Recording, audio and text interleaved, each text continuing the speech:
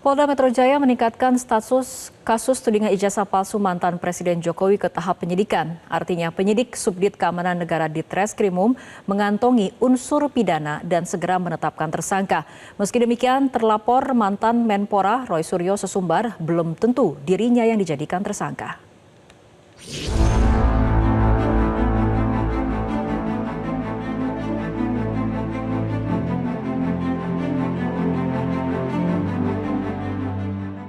Kasus dugaan fitnah dan pencemaran nama baik yang dilaporkan oleh mantan Presiden Joko Widodo di Polda Metro Jaya memasuki babak baru.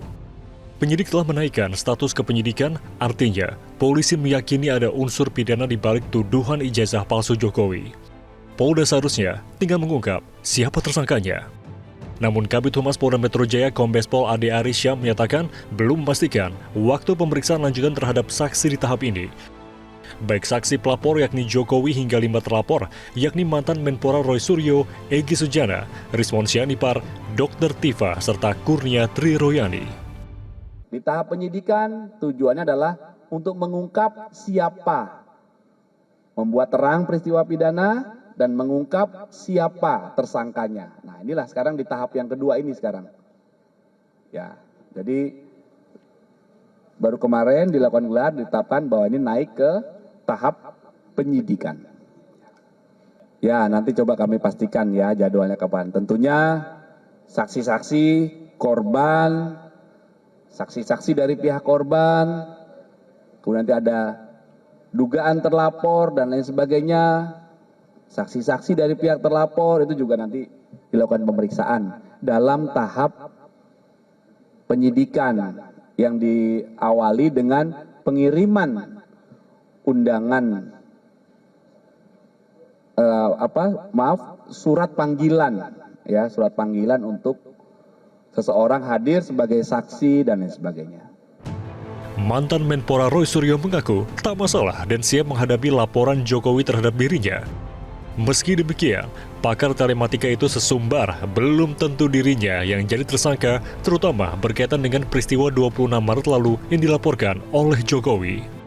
Cek Polri, saya memiliki akun tidak? Kalau saya tidak memiliki akun media sosial, artinya juga pada yang dilaporkan peristiwa tanggal 26 Maret, Mas Kevin, itu pada laporannya. Apakah 26 Maret itu saya ada di situ?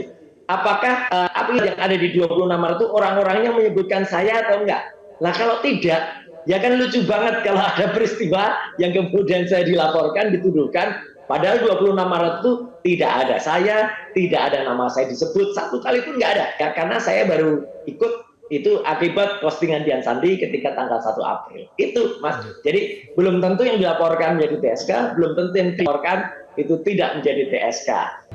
Sementara, anggota Kompolnas Yusuf Warshim berharap proses hukum yang ada di Polda Metro Jaya bisa menjadi jawaban atas kisruh tuduhan ijazah palsu mantan Presiden Joko Widodo.